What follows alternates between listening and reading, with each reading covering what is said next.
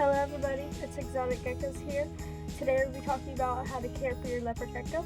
We will be going over what to feed them, how many times to clean out their cage, and etc. etc. So let's get right into it. Okay, first off, feeding. So we're going to be talking about in this section what to feed your leopard gecko. So one option that is most common is to feed your leopard gecko crickets. Crickets are very easy to take care of. You just get a medium-sized cricket keeper. It's about, I don't know, that big. I might get out my cricket keeper and show you what they go in. Very easy to take care of. Just give them some cricket food. Before you feed them to your gecko, you just gotta calcium gut load them, and then feed them to them 24 hours before you gut load them, in order to get all the nutrients. So let's go to the other feeders. Dubia roaches are another very good option. They are high in nutrients, good for your gecko. That's all I have to say about them, I guess. They're just good for your gecko. I haven't ever had dubia roaches, but I know people who do have them. Like, I don't know them, I'm sorry, but I've seen people who have them, like Wicked Reptiles, Snake Discovery, about every reptile owner on YouTube about has them, besides me. But they are a very good option.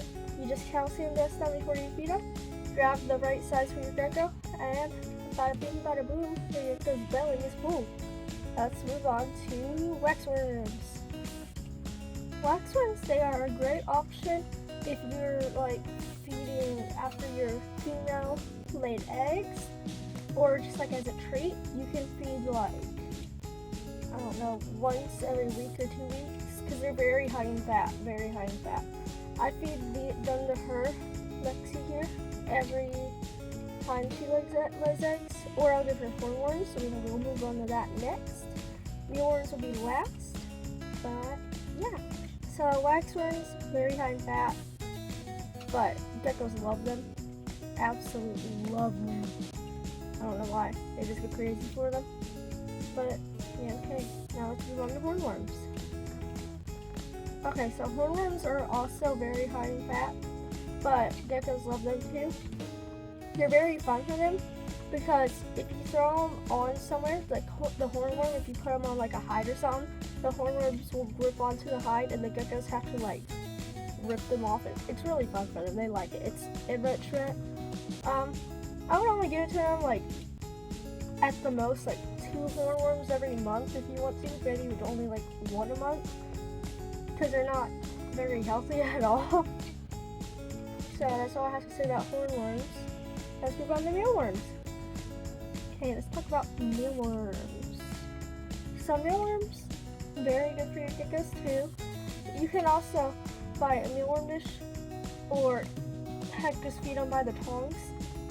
The leopard geckos, they love them. Calcium dust them, and you can, if you want to breed mealworms, you can also sell them, or you can, instead of buying your own mealworms, breed them. All you have to do, don't chill them in the fridge, because then they won't shock them and they won't move. If you chill them in the fridge, that's what happens, they shock them and they move. But if you don't chill them, then they are moving around, active and everything, and you just put like a piece of lettuce or something in their bin, and then boom, they will eat and eventually breed.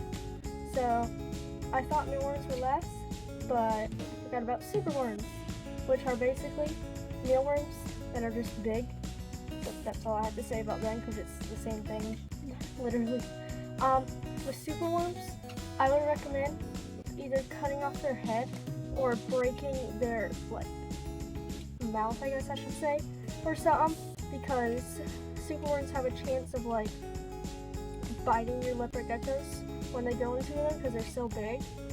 But yeah, I would recommend only feeding superworms to adult leopard geckos. I had tried to give them to my leopard geckos before.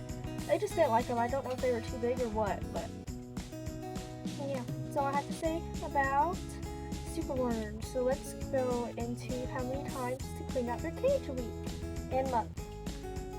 Okay, so with my leopard geckos, I clean out their cage, like, because they'll have like 1 or 2 sections where they just poop and pee, because they do the same thing. So I just clean that out about 3 or 4 times a week, basically every other day is when I clean it out. Sometimes I'll go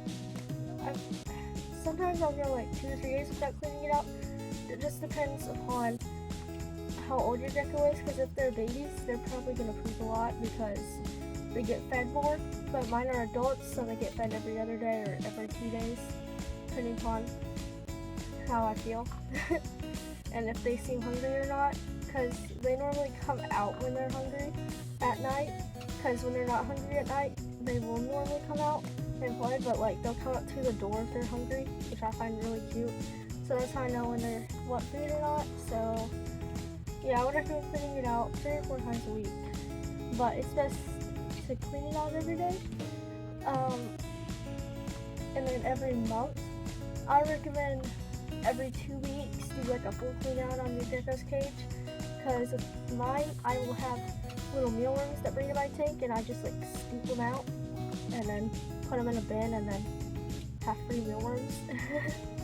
And if you use Eco Earth like I do, that's what they like to breed in like your cage.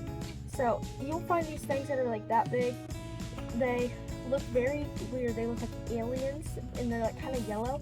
Those are larvae of mealworms, nothing to worry about. And then when you touch them with tweezers, they go like this. So yeah, nothing to worry about. I have never touched one before because they are very weird. I don't like touching things that are weird. They are very creepy. So I just leave them in there, let them hatch, or I'll put them in a bin and then like let them turn into a mealworm, I guess. And when they turn into mealworms, they're tiny. They're like smaller than their larva size. They're like the same length as their larva size. They're teeny. But let's move on to the next thing. Okay, so I now have Toadette with me. My other 2 toads are like buried somewhere in the dirt, so I didn't feel like spending more than 5 minutes on trying to find them. So now we're going to talk about how many times to change the water dish. So basically what I mean by that is like how many times a week. So I recommend changing the water dish every other day if you use dirt, or just when it gets dirty basically. So most of the time, if you have dirt as a substrate, it'll get dirty by like the next day, which sucks, but yeah, if you have dirt, change it every other day. If you don't have dirt, just change it when it gets dirty, or at least like twice a week. And then boom. I don't know why I did that. That was weird. So I think that's all for today. If comments are on, let me know what I missed. Yeah. So I hope you enjoyed the video. If you did, give it a big thumbs up. Subscribe. Turn on post notifications. Tell us what you have to say to them. Goodbye. They don't focus. Focus on Toadette. Come on. There we go. Say goodbye. Bye. Haha, forgot one thing. Silly me. So, you're going to want to soak your leopard gecko about 3 times a month, or like twice a month, because they'll get stuck shut on them. So yeah, that's my little, what I forgot to say in the video thing. So, bye.